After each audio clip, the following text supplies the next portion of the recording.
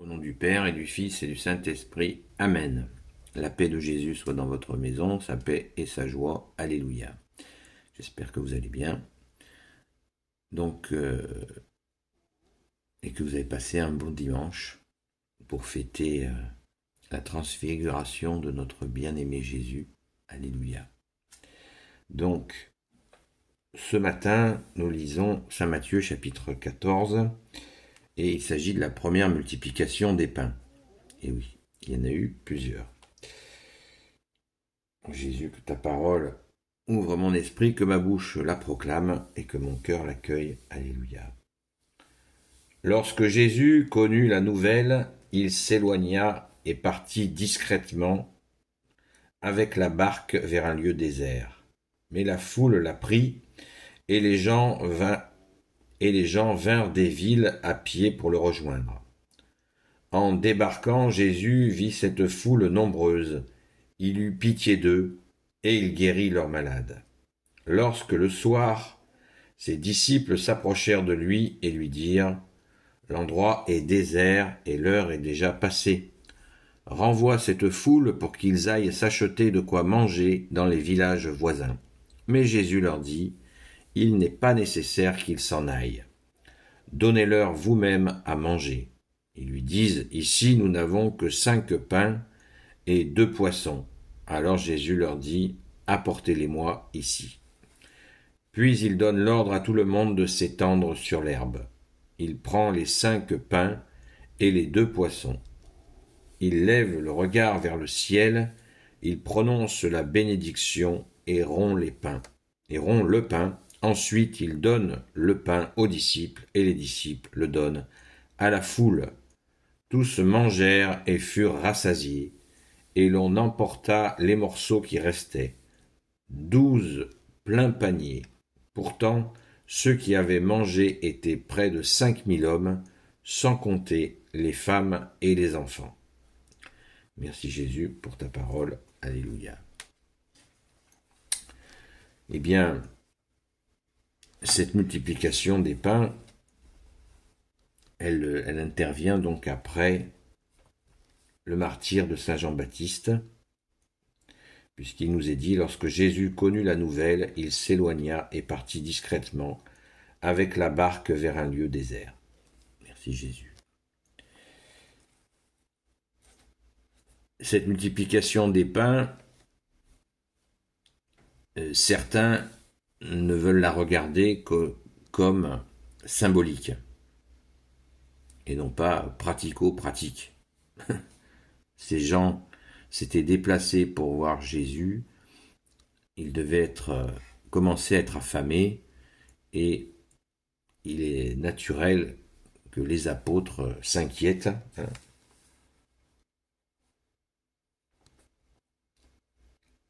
Verset 15, lorsque le soir arriva, ses disciples s'approchèrent de lui et lui dirent : « L'endroit est désert et l'heure est déjà passée. Renvoie cette foule pour qu'ils aillent s'acheter de quoi manger dans les villages voisins. » C'est quand même un bon signe, une bonne attitude des disciples qui considèrent vraiment ces gens qui sont venus et il était déjà tard. Mais Jésus avait déjà tout prévu, comme on le dit souvent, Jésus a toujours un coup d'avance, encore faut-il le voir, apprendre à le voir. Donc, certains disent que voilà, c'est pratique, c'est la multiplication des pains, en fait, elle est symbolique. Mais non, elle n'est pas symbolique. Les miracles de Jésus sont bien concrets. Ils ont un sens que l'on peut chercher, bien sûr, bien évidemment. Mais on ne peut pas enlever le concret du miracle. Ces miracles ont bien eu lieu. Il y a bien eu multiplication des pains, et un peu plus tard, la multiplication des poissons en même temps. Ce qui là aussi veut dire quelque chose. Cette multiplication des pains, la première chose, c'est que ces gens ont pu manger. Notre traduction dit qu'ils ont mangé à satiété. Ils ont été rassasiés. Ça veut dire quelque chose. Et le pain, c'est le pain qui vient du ciel. Eh bien, Jésus est ce pain, puisque c'est lui qui les multiplie. Rappelons-nous que les Hébreux, quand ils ont fui l'Égypte, eh bien, ils sont partis, ils n'avaient pas de nourriture. Et quand ils dormaient la nuit dans les zones désertiques, eh bien, ils n'avaient rien à manger. Et le Père de Jésus, notre Père, leur envoyait la manne du désert, c'est-à-dire que à chaque matin, quand ils se levaient, ils trouvaient une croûte autour des campements, et cette croûte était du pain. Voilà. C'est la manne du désert. Et là, Jésus multiplie le pain pour les gens qui sont là, qui l'écoutent. C'est tout à fait, on y voit là encore le don. Et là, c'est le don de Jésus, le Fils unique du Père, qui est Dieu avec son Père et l'Esprit Saint. Et cette multiplication des pains montre bien que Jésus nous nourrit. C'est lui qui nous nourrit. Il nous donne la vie. Il est venu pour cela, pour nous donner la vie. Il a donné sa vie, merci Jésus, et il est ressuscité, et il nous donne la vie. Et, très important, il prononce la bénédiction et rompt le pain, et ensuite, il le donne aux disciples, et aux disciples le donne à la foule. Et comme je viens de le dire, c'est bien précisé, tous mangèrent et furent rassasiés. Et il restait, et l'on emporta les morceaux qui restaient, 12 pleins paniers. 12 pleins paniers, eh bien, c'est aussi, on est encore dans ce chiffre 12 qui revient régulièrement pendant toute la Sainte Bible, les 12 tribus d'Israël, les 12 apôtres, ce chiffre 12 qui est très utilisé dans l'écrit juif. Saint Matthieu est un juif et il écrit comme un juif, c'est-à-dire que la symbolique du 12 est vraiment très très très utilisée. 12, ça fait 2 et 1, 3, et ça nous donne la Sainte Trinité, le Père, le Fils et le Saint-Esprit. Merci Jésus. 5000, on nous dit qu'il y avait 5000 hommes, sans compter les femmes et les enfants. Ça commence à faire du monde. Ça fait quand même beaucoup de monde et ça fait beaucoup de multiplication de pain. Alléluia. Cette attention de Jésus est un grand moment, comme toujours.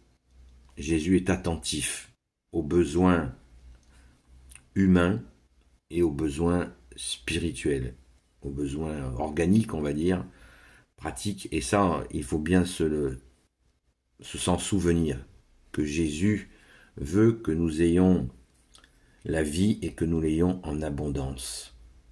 Très important, ce côté multiplication. Cherche le royaume des cieux et sa justice, et tout te sera surajouté, nous dit Jésus. Pensons-y. Merci Jésus. Alléluia.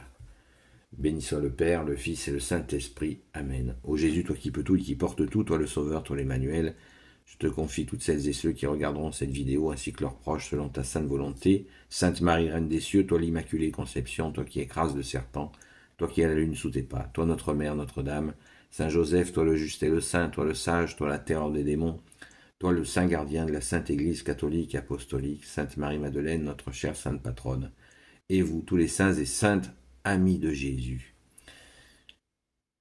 Saint Michel Archange, Saint Gabriel Archange, Saint Raphaël Archange et tes anges, et vous tous les anges qui servez Jésus, je vous confie toutes celles et ceux qui regarderont cette vidéo, ainsi que leurs proches selon ta sainte volonté, ô Jésus. La paix de Jésus soit dans votre maison, et je vous invite à bien méditer sur cette multiplication, ce qui veut bien dire que Jésus est l'infini. C'est d'ailleurs pour ça qu'on le représente par le chiffre 8.